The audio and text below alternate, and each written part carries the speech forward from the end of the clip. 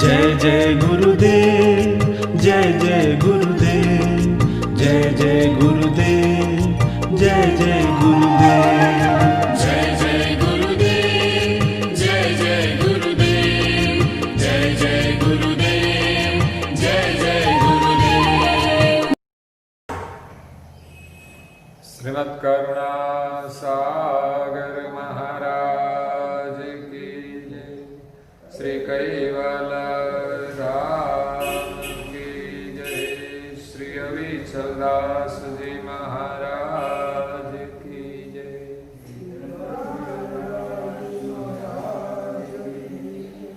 सत केवल साहेब, सत केवल साहेब, सत केवल साहेब। परम गुरु श्रीमद् करुणा सागर महाराज श्री रचित पंचम स्वसंवेद यानी पंचम सूक्ष्म वेद निजपति परम प्रभाव स्कंद है चौथा और चौपाई नंबर है 69।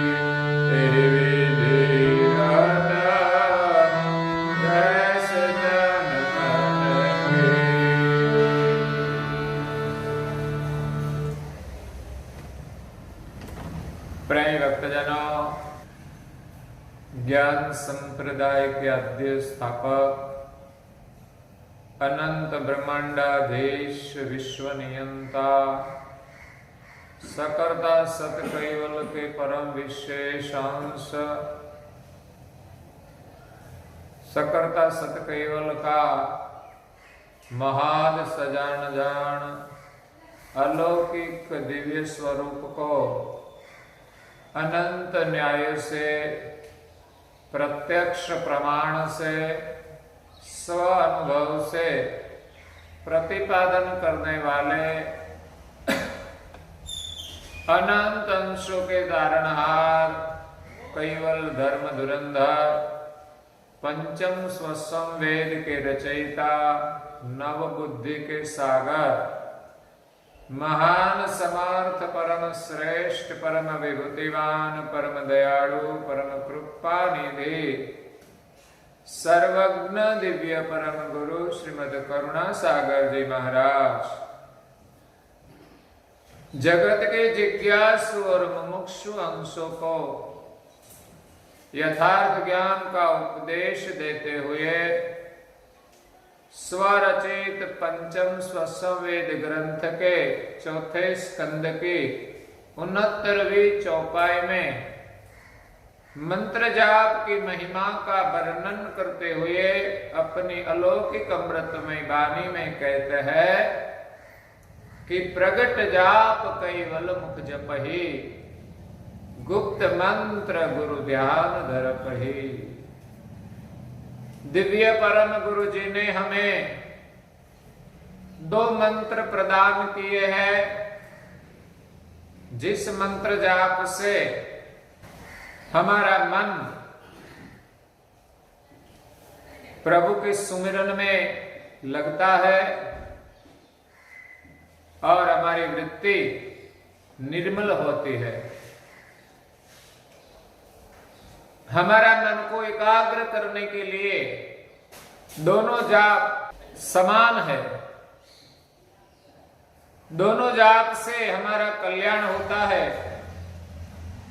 परम गुरु जी ने प्रगट जाप मुख से सुमिरन करने को कहा है और दूसरा जो गुप्त मंत्र है अमर मंत्र है जो ध्यान में बैठकर उनका जप करने को कहा है। जप करने के लिए हमें दृढ़ आसन करके बैठना पड़ेगा। और दूसरी बात कही, आसन दृढ़ एकांत जमाई, गुरु चरणन प्रथम लहे लाई। एक तो हमारा आसन दृढ़ होना चाहिए, स्थिर होना चाहिए। जितने वक्त हम ध्यान में बैठे उतना वक्त हमारा हाथ पैर सर और हमारी आंखें भी स्थिर होनी चाहिए।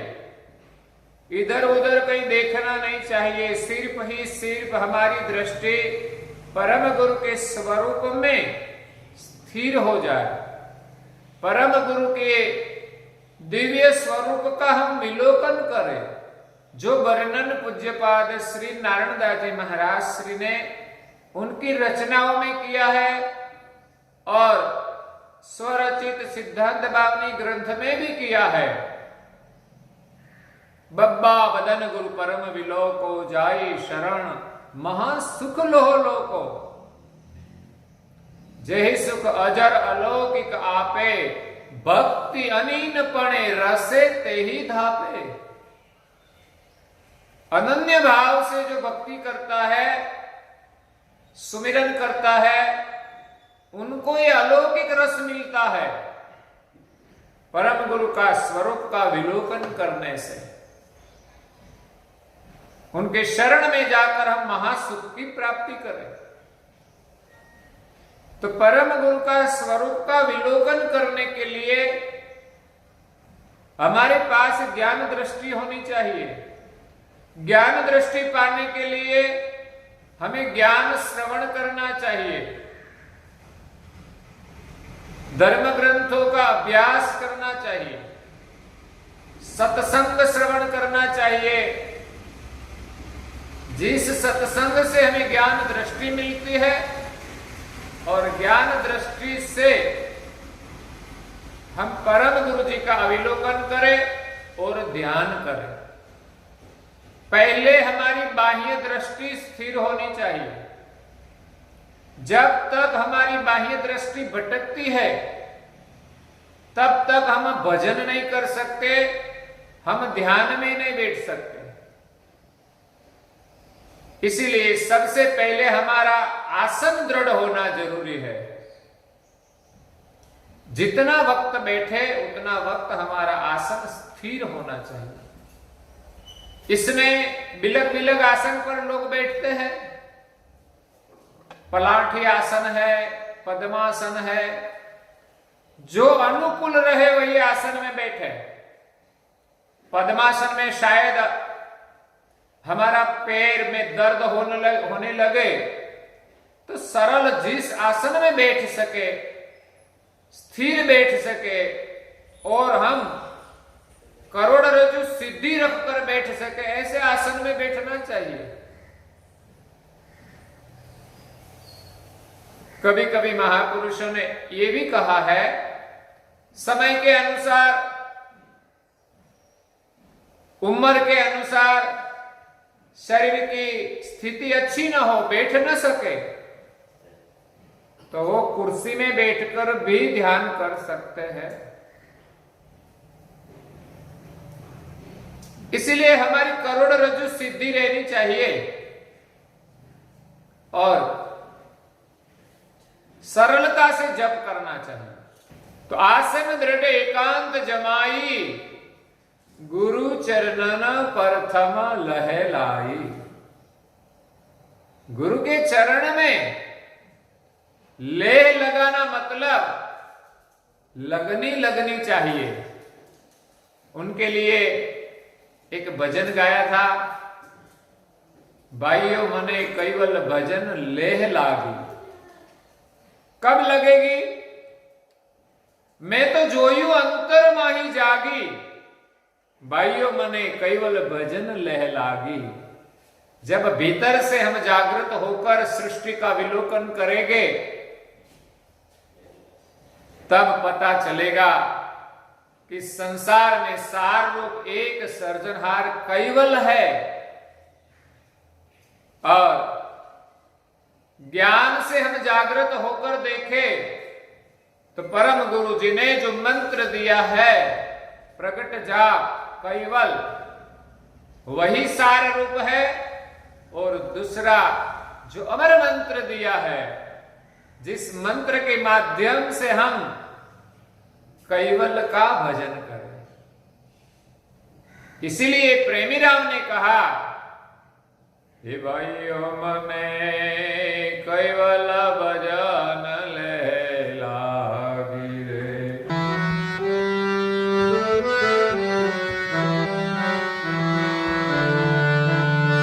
मैं तो जुलंधर मानी जोगी, मैं तो जुलंधर मानी जोगी रे। भाइयों मने कैवल भजन ले लागी, भाइयों मने कैवल भजन ले लागी। मोह माया थकी मन अड़गो करा, कृष्णन मेल तो त्यागी।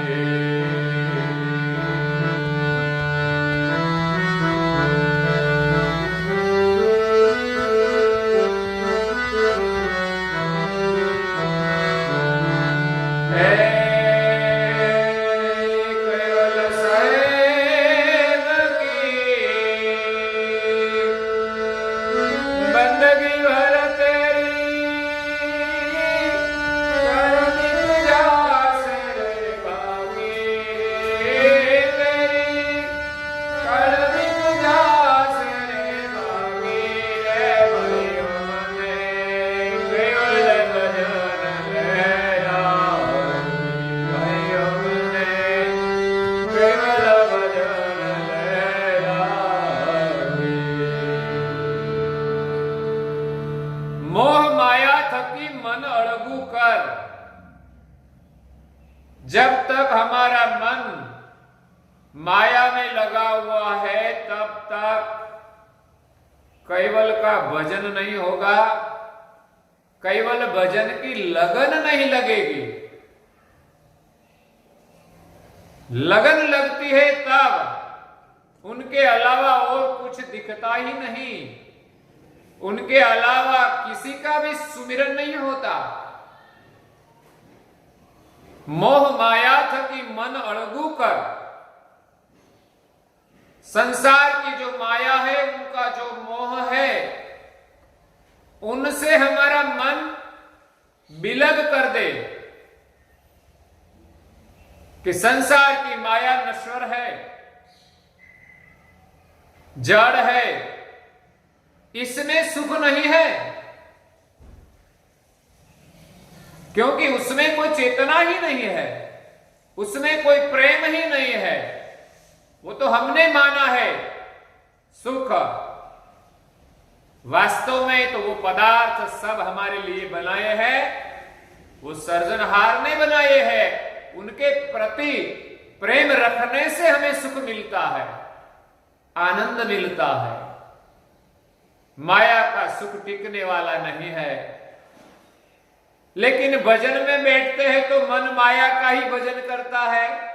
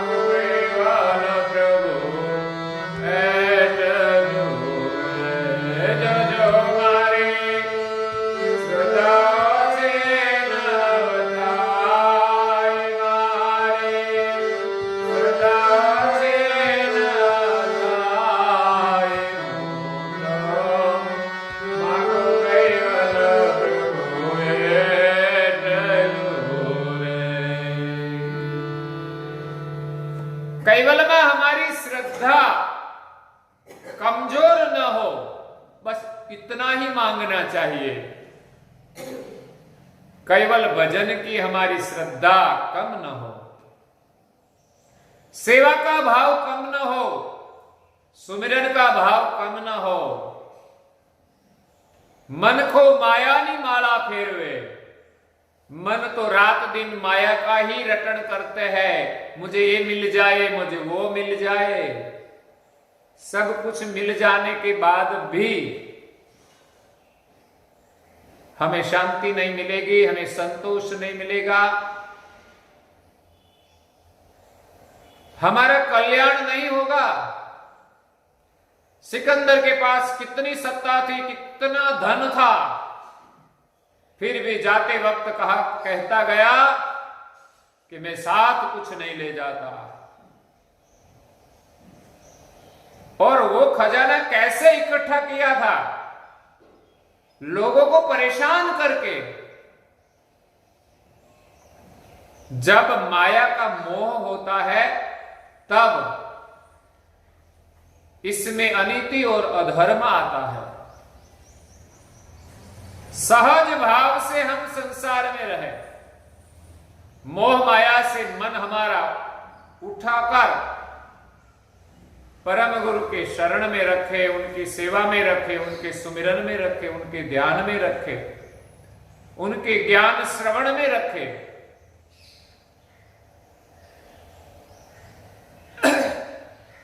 मोह माया थकी मन अलगू कर, तृष्णा ने मेल तू त्यागी। केवल भजन करना है तो तृष्णा का त्याग करना पड़ेगा। जब संसार के माया की तृष्णा है तब तक हम भजन में बैठेंगे तो भी भजन नहीं होगा, क्योंकि हमारे मन में संसार सुख की तृष्णाएं है, वो हमें भजन नहीं करने देते। इसलिए भजन करने से पहले इस समाज हमारे हृदय में होनी चाहिए। यही गुरुगम है। आगे और भी कहा था, गुरुगम थकी में तो जागी, जोयु प्यारे देह अध्यास दिल त्यागी। गुरुगम से हम देखेंगे तो वही हमारे शरीर का जो भाव है वो मिटेगा।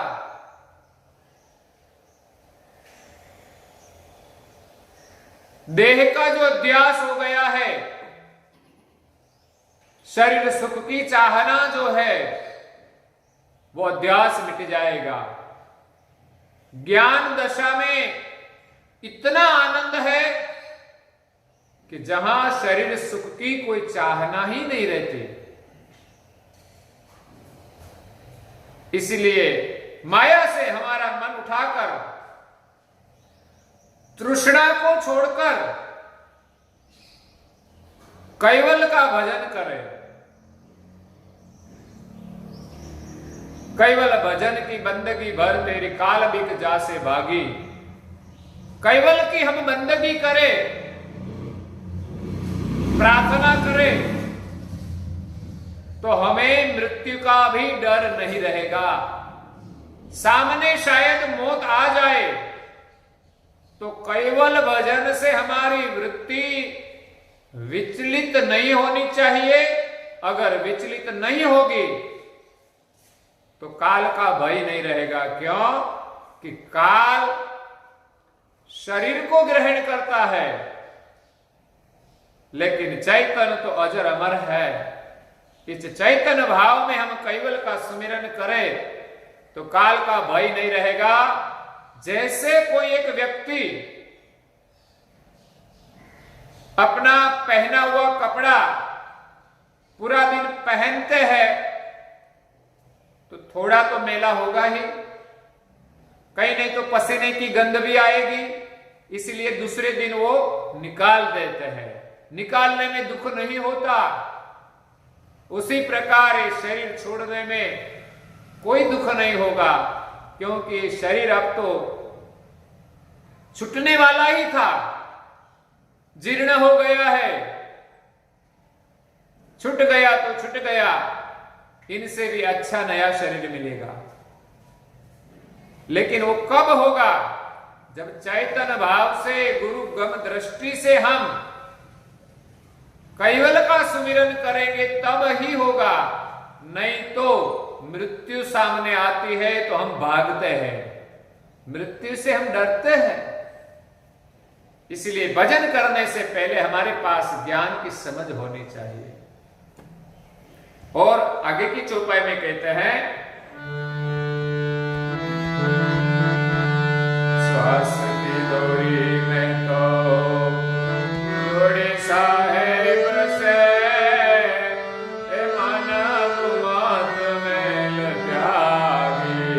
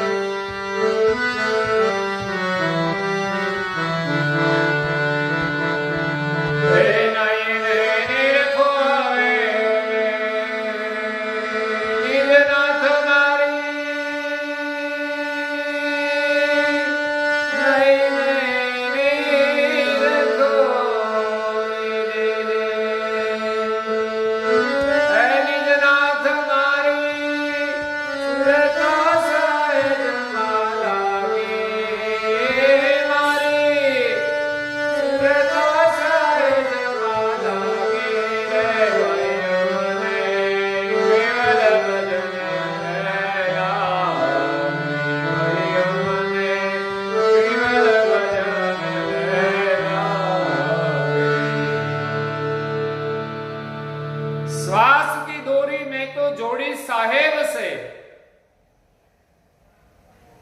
हमें भजन जो करना है वो श्वास के साथ करना है, क्योंकि श्वास का संबंध सृजनहार के साथ है। हम जो जीवन लेते हैं श्वास के माध्यम से, उनका एक भाग हमारे साथ जुड़ा हुआ है और दूसरा भाग मालिक के साथ जुड़ा हुआ है। जो मालिक हमें जीवन दे रहा है वही सृजनहार है, और सृजनहार के साथ एकतार करने के लिए एक सोहंग तार है। जिस सोहंग तार के माध्यम से सृजनहार हमें जीवन देता है वो सोहंग विशुद्ध है। उस सोहंग के साथ हमारी वृत्ति की एकता करे। अंश का जो हंग है, अंश की जो जान है, वो माया से उठाकर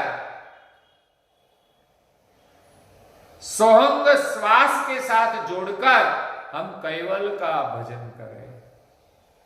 इस सोहंग और हमारा जो हंग है वो ओहंग है, जो अंश की जान है। तो अंश की जान सृजनहार कैवल की जो जान है सोहंग, उनके साथ हम जोड़कर कैवल का भजन करें। सोहंग के साथ तभी एकता होती है जब भी हमारी जान विशुद्ध हो। तो कैवल मंत्र जप से धीरे धीरे धीरे हमारी जान ओहंग विशुद्ध होकर सोहंग के साथ सम्मिलित हो जाती है। जितना हम सुमिरन करते हैं उतनी हमारी वृत्ति अंतर्मुख होती है, और अंतर्मुख जितनी होती है उतना सोहंग का रस हमें मिलता है। जब हमारी वृत्ति संपूर्ण शुद्ध हो जाती है तब सोहंग के साथ एकरूप हो जाती है, और सोहंग के साथ जब एकरूप होती है तभी हमारी सुरता कैवल के साथ सन्मुख होती है। तो कैवल भजन करने के लिए प्रेमी राम कहते हैं कि श्वास की डोरी में तो जोड़ी साहेब से, मान मुमत मेल त्यागी। संसार में हम अच्छा काम करें तो मान मिलेगा, लेकिन मान की हम चाहना रखेंगे तो मालिक का भजन नहीं होगा। अच्छे कार्य में भी ममता नहीं होनी चाहिए। ये मैं कर रहा हूं। जब ऐसा भाव होता है तब भजन नहीं होता। इसलिए केवल भजन करने के लिए मान और ममता को छोड़कर श्वास की जो डोरी है, इस श्वास के साथ हम केवल का भजन करें। नयने निरखो हवे निज नाथ मारे, नयने निरखो।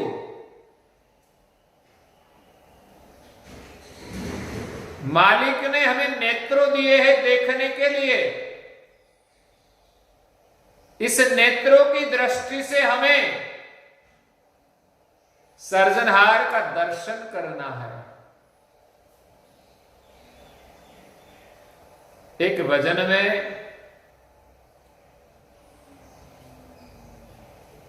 तुलसीदास जी अपने पूर्व नाम से जो भजन बनाए हैं, इसमें कहते हैं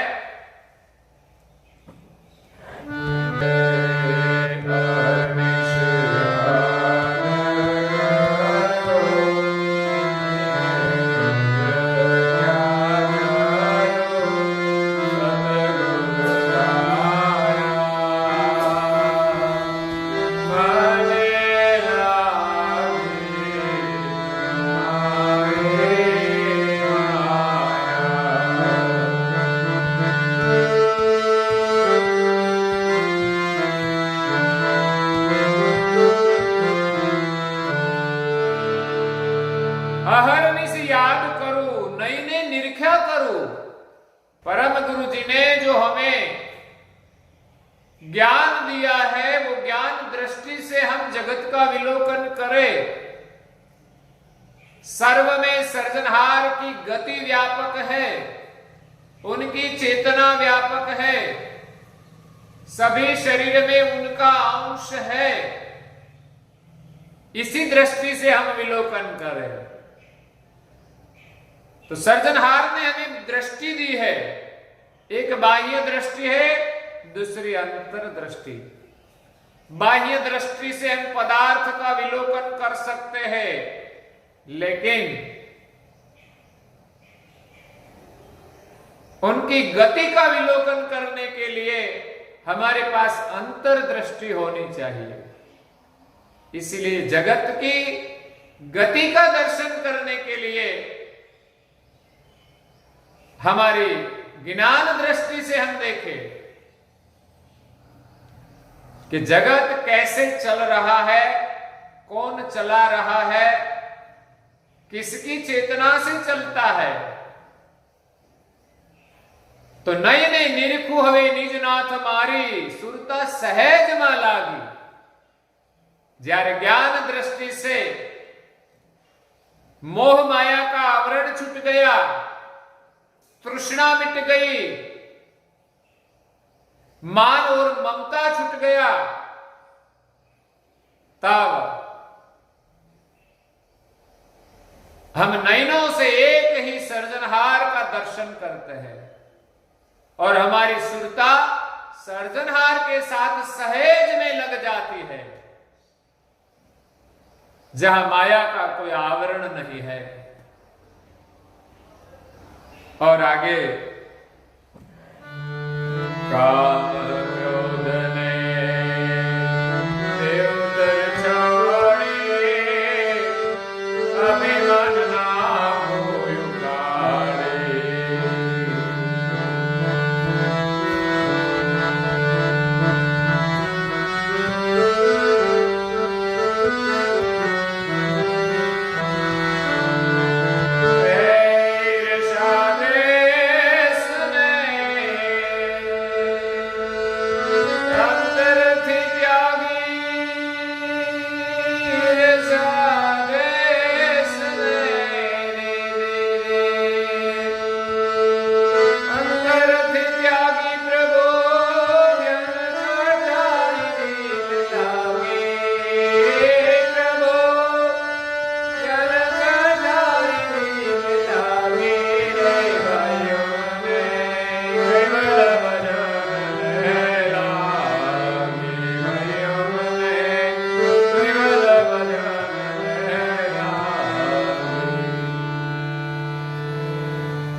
केवल भजन की लगनी के लिए हमारी वृत्ति कैसे होनी चाहिए और कब लगन लगेगी? काम क्रोध ने देव तर छोड़ी। भजन करने के लिए काम और क्रोध का त्याग करना पड़ेगा। ये बात तो दिव्य परम गुरु जी ने इस अंग में भी बताई कि वर्णी यही विगत जगत में जे जन की। यहां जो वर्णन किया है जिस भक्तों का कि काम क्रोध मन विरोधन करना, सहेज स्वभाव चहाव निस्तरना, रहत सदा संग जगत समीपा, जो कमला जल माही और छिपा। संसार में रहना है लेकिन काम और क्रोध को छोड़कर हम किसी का भी विरोध न करें। विरोध भाव से क्रोध आता है और संसार सुख की ज्यादा कामना भी न करे, क्योंकि कामना करने से नहीं मिलता तब भी क्रोध आता है। अगर तो मिलता है इसमें कोई बाधा रूप बनता है तब भी क्रोध आता है। काम और क्रोध जब आता है तो हमारी वृत्ति स्थिर नहीं रहती, प्रभु का भजन करने में नहीं लगेगी। काम का प्रभाव इतना प्रबल होता है कि जब तक हमारी वृत्ति पर काम और क्रोध सवार होता है तब तक प्रभु सुमिरन में हमारा मन नहीं लगता। इसलिए काम क्रोध ने देव तर छोड़ी और अभिमान नाखू उखाड़ी। एक बड़ा अवरोध है अभिमान का। नाशवंत का तो अभिमान होता है, लेकिन कभी कभी अच्छे काम का भी अभिमान होता है। इसीलिए किसी प्रकार का अभिमान नहीं होना चाहिए। जहां अभिमान है वहां प्रभु का सुमिरन नहीं होगा, केवल भजन में लगनी नहीं लगेगी। संसार की माया का तनिक भी अभिमान होगा तो ध्यान में जब हम बैठेंगे तो वो अभिमान आगे आएगा। जिस प्रकार का अभिमान हो वो अभिमान आगे आकर खड़ा रहेगा, वो भजन करने नहीं देगा। जैसे हम रास्ते में जाते हैं तो चोर लुटारे बीच में आकर खड़े रह जाते हैं और हमें लूट लेते हैं, अगर तो आगे नहीं जाने देते। वैसे ही अभिमान आगे आकर खड़ा रहता है तो हम भजन के मार्ग में आगे नहीं बढ़ सकते। अभिमान के साथ लड़ना पड़ता है। इसलिए यहां भजन में कहते हैं अभिमान नाखू उखाड़ी। किसी प्रकार का अभिमान नहीं करना चाहिए। अनन्य भाव से हम भक्ति करें और भजन करें। ईर्ष्या द्वेष ने अंतर थी त्यागी। एक भजन में बाधा करने वाली ईर्ष्या और दूसरा है द्वेष। जब हमारे मन में किसी के प्रति ईर्ष्या का भाव हो तब भजन नहीं होगा। कभी कभी हमारी लाइन बड़ी करने के लिए दूसरे की लाइन हम छोटी करते हैं। दूसरों की लाइन छोटी करने से हमारी बड़ी दिखती है लेकिन बड़ी होती नहीं। और जो दूसरे की लाइन छोटी करते हैं उनकी लाइन कभी भी बड़ी नहीं होगी, लेकिन उनकी लाइन छोटी होगी। और हम चाहे दूसरे के साथ द्वेष ईर्ष्या करके हम उनकी लाइन छोटी करने का प्रयास करेंगे तो शायद उनकी लाइन छोटी नहीं होगी लेकिन बड़ी होगी। बड़ी होगी तो ईर्ष्या करने की लाइन छोटी दिखेगी। संसार में भी ऐसा होता है और धर्म मार्ग में भी ऐसा होता है। हम न्याय दृष्टि से विलोकन करें तो हम जैसा है वैसा कह सकते हैं, लेकिन कभी कभी हमारे मन में किसी के प्रति द्वेष भाव हो तो उनकी हम निंदा करते हैं, और हमारे बगल में कोई हमारे साथ रिश्ता रखता है तो उनमें दोष होते हुए भी उनका दोष हम ढांकने का प्रयास करते हैं और उनकी प्रशंसा भी कर लेते हैं। ये ईर्ष्या भाव है। किसी के प्रति ईर्ष्या का भाव नहीं होना चाहिए।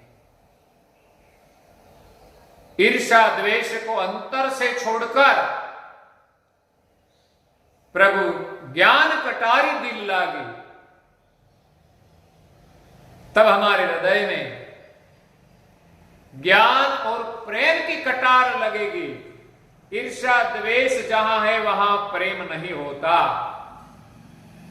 प्रभु के साथ भजन करने के लिए हमारे पास निर्मल प्रेम होना चाहिए, जिस प्रेम में न ईर्ष्या हो, न द्वेष हो, न अभिमान हो, न मान हो, न ममता हो, न तृष्णा हो, न माया का किसी प्रकार का मोह हो।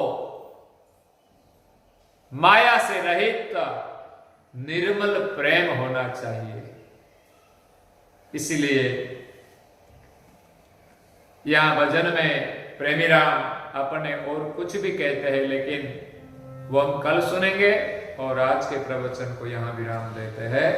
श्रीमद् करुणा सागर महाराज की जय। कैवल धाम की जय। अविचल दास जी महाराज की जय।